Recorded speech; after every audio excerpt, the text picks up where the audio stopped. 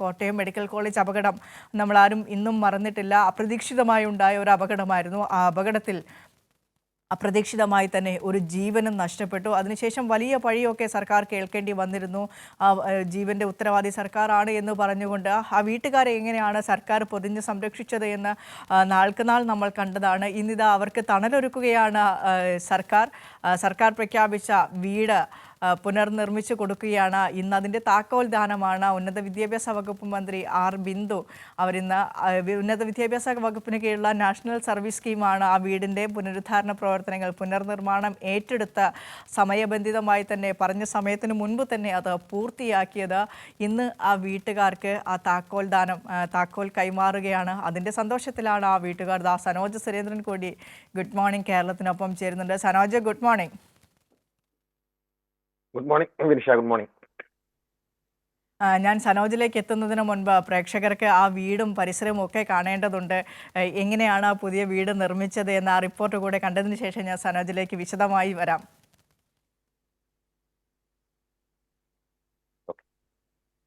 MG Kerala NSS യൂണിറ്റുകൾ ചേർന്നാണ് വീട് നിർമ്മാണം പൂർത്തിയാക്കിയത്. നവീകരണത്തിനായി ചെലവഴിച്ച 12,50,000 രൂപയും നാഷണൽ സർവീസ് സ്കീം യൂണിറ്റുകളാണ് കണ്ടെത്തിയത്. കോട്ടയം മെഡിക്കൽ കോളേജ് അപകടത്തിൽ മരണപ്പെട്ട തലയോലപ്പറമ്പ് മേപ്പത്തുകുന്നേൽ ബിന്ദുവിൻ്റെ കുടുംബത്തിന് ഉന്നത വിദ്യാഭ്യാസ വകുപ്പിന് കീഴിലുള്ള നാഷണൽ സർവീസ് സ്കീം നവീകരിച്ച് നൽകിയ വീടിൻ്റെ താക്കോൽ ദാനം നാളെ, അതായത് സെപ്റ്റംബർ 26 നടക്കും. 12.5 ലക്ഷം രൂപ ചെലവിലാണ് നാഷണൽ സർവീസ് സ്കീമിൻ്റെ ആഭിമുഖ്യത്തിൽ ഈ വീട് പണി പൂർത്തീകരിച്ച് നൽകുന്നത്. ചുറ്റുമതിലടക്കം നവീകരണ പ്രവർത്തികൾ പൂർത്തീകരിക്കുന്നതിന് 3 മാസം സമയമാണ് എടുത്തത്. നിർമ്മാണം പൂർത്തിയാക്കിയ വീടിന്റെ താക്കോൽ ദാനം മന്ത്രി ഡോക്ടർ ആർ ബിന്ദു നിർവഹിക്കും. ചടങ്ങിൽ മന്ത്രി VN വാസവൻ, CK ആശി MLA എന്നിവർ പങ്കെടുക്കും. നേരത്തെ സർക്കാർ ബിന്ദുവിന്റെ കുടുംബത്തിന് 10,50,000 രൂപ കൈമാറിയിരുന്നു. മകന് സർക്കാർ ജോലിയും ഉറപ്പാക്കിയിട്ടുണ്ട്. മകളുടെ ചികിത്സാ ചെലവും ഏറ്റെടുത്തിരുന്നു. ഇതിനു പുറമെയാണ് സമയബന്ധിതമായി വീട് നിർമ്മാണവും പൂർത്തിയാക്കിയത്. സനോജ് സുരേന്ദ്രൻ, കൈരളി ന്യൂസ്, കോട്ടയം.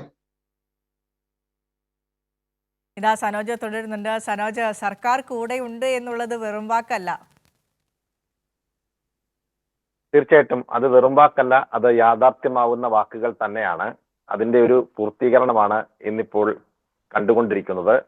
ബിന്ദുവിന്റെ മരണം ആ കുടുംബത്തെ സംബന്ധിച്ചൊരു തീരാവേദന തന്നെയാണ്.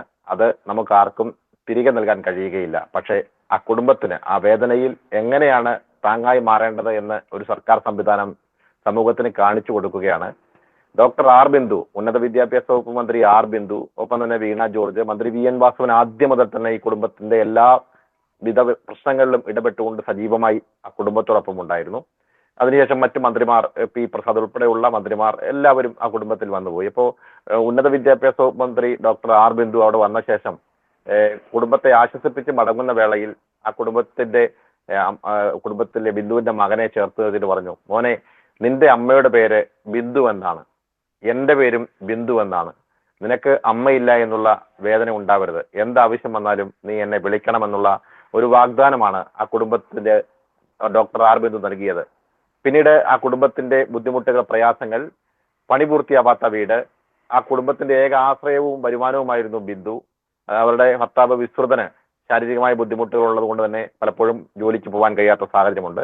അതുകൊണ്ട് തന്നെ ബിന്ദുവിന്റെ വരുമാനമായിരുന്നു ആ കുടുംബത്തെ മുന്നോട്ട് നയിച്ചിരുന്നത്. അങ്ങനെ ബിന്ദു ജോലിക്ക് പോയാണ് മകൾക്ക് നഴ്സിംഗ് പഠനം, BSc നഴ്സിംഗ് പഠനം അതിന്റെ അവസാന ഘട്ടത്തിലെത്തുമ്പോൾ ശാരീരികമായ ചില ബുദ്ധിമുട്ടുകൾ ഉണ്ടായി. അതിന്റെ ട്രീറ്റ്മെന്റുമായി ബന്ധപ്പെട്ടുകൊണ്ട് കോട്ടയം മെഡിക്കൽ കോളേജിൽ കഴിയുന്ന വേളയിലാണ് അപകടം സംഭവിക്കുന്നത്. മകന് സിവിൽ എഞ്ചിനീയറിംഗ് പാസ്സാക്കി.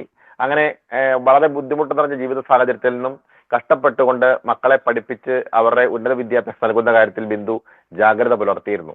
അങ്ങനെ മുന്നോട്ട് പോകുന്നതിനിടയിലാണ് ഇത്തരത്തിലുള്ള ഒരു ദാരുണമായ അപകടം ഉണ്ടായത്. ആ അപകടവേളയിൽ പാതിപണി പൂർത്തിയായ ഒരു വീട്, മുമ്പ് EMS ഭവന പദ്ധതി പ്രകാരം കിട്ടിയ വീടായിരുന്നു. പക്ഷേ അവരുടെ സാമ്പത്തിക സ്ഥിതി കൊണ്ട് ആ പണി പൂർത്തിയാക്കാൻ കഴിഞ്ഞിരുന്നില്ല. അങ്ങനെ ബുദ്ധിമുട്ടുകൾ നിറഞ്ഞ ആ കുടുംബത്തിന്റെ അന്തരീക്ഷം മനസ്സിലാക്കിക്കൊണ്ടാണ് ഉന്നത വിദ്യാഭ്യാസ മന്ത്രി ആർ ബിന്ദു ഈ കുടുംബത്തിന്റെ വീടിന്റെ പുനരുദ്ധാരണ പ്രവർത്തനങ്ങളും തുടർ നിർമ്മാണ ജോലികളും ഏറ്റെടുക്കുന്ന സാഹചര്യം ഉണ്ടായത്.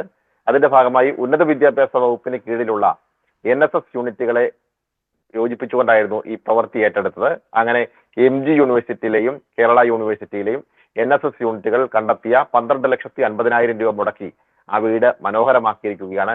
ടൈലിന്റെ ജോലികൾ നടത്തി, ഒപ്പം തന്നെ വീടിന്റെ കതക് പിടിപ്പിച്ചു, ജനല് പിടിപ്പിച്ചു, ചുറ്റുമതിൽ നിർമ്മിച്ചു, വീടിന്റെ മുറ്റത്ത് ഇന്റർലോക്ക് പതിപ്പിച്ചു, അടുക്കളയുടെ നിർമ്മാണ പ്രവർത്തികൾ പൂർണ്ണമായും പൂർത്തിയാക്കി. അങ്ങനെ തേക്കാനുണ്ടായിരുന്ന വീടിന്റെ മറ്റ് ഭാഗങ്ങളിലെ തേപ്പ് ജോലികൾ പൂർത്തിയാക്കി, ബാത്റൂം സംവിധാനങ്ങൾ ഒരുക്കി. അങ്ങനെ എല്ലാവിധ സൗകര്യങ്ങളും ഈ 12,50,000 രൂപ ഒരു വീട്, ഇത്തരത്തിൽ ഒരു സാധാരണ വീട് പണിയുന്നതിന് വേണ്ടി ചെലവഴിക്കപ്പെടേണ്ട ഒരു തുക തന്നെ ഒരു വീടിന്റെ പുനരുദ്ധാരണ പ്രവർത്തനവുമായി ബന്ധപ്പെട്ടുകൊണ്ട് ഉന്നത വിദ്യാഭ്യാസ വകുപ്പ് ചെലവഴിച്ചു. അങ്ങനെയാണ് ഈ വീടിന്റെ നിർമ്മാണ പ്രവർത്തികൾ പൂർത്തിയായത്. എന്തായാലും ആ കുടുംബത്തെ സംബന്ധിച്ച് ഇത് ഏറെ സന്തോഷമാണ്. ഞങ്ങൾ ഇന്നലെ ആ വീട്ടിൽ ചെല്ലപ്പോൾ വിശ്വതിന്റെ അമ്മയും വിശ്വതിനും ഒക്കെ തന്നെ അവർക്ക് ആശ്വാസമാണ് ഇതെങ്കിലും ബിന്ദുവിന്റെ വേർപാട് ആ കുടുംബത്തെ സങ്കടപ്പെടുത്തുന്നുണ്ടെങ്കിൽ കൂടിയും അവർക്ക് വളരെ ആശ്വാസം മാറിയിട്ടുണ്ട്. ഒപ്പം തന്നെ മകന്റെ ജോലി ദേവസ്വം ബോർഡ് മന്ത്രി VN വാസവൻ ഇടപെട്ടുകൊണ്ട് അതും ഉറപ്പുവരുത്തിയിട്ടുണ്ട്. മകളുടെ ചികിത്സ, ഈ മകൾക്ക് ശാരീരികമായി ബുദ്ധിമുട്ടുകൾ ഉണ്ടായിരുന്ന ആ ചികിത്സ സർക്കാർ തികച്ചും സൗജന്യമായി നടപ്പാക്കി. മകളിപ്പോൾ ഈ സർജറിക്ക് ശേഷം കോട്ടയം മെഡിക്കൽ കോളേജ് ആശുപത്രിയിലെ സർജറിക്ക് ശേഷം എറണാകുളത്തുള്ള ബന്ധുവിന്റെ വീട്ടിൽ വിശ്രമത്തിൽ കഴിയുകയാണ്.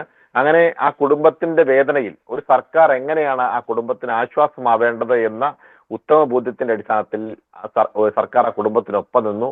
അതുകൊണ്ട് തന്നെ ആ വേദന, ആ കുടുംബത്തെ സംബന്ധിച്ച് ആ വേദന ഉണ്ടാകുമ്പോഴും അവർക്ക് സർക്കാരിന്റെ ആശ്വാസം വളരെ സഹായകരമായി. ഇപ്പോൾ സുരക്ഷിതമായിട്ടുള്ള അടച്ചുറപ്പുള്ള വീട്ടിലേക്ക് ആ കുടുംബം കയറി താമസിക്കാൻ തുടങ്ങുകയാണ് വിനിഷ.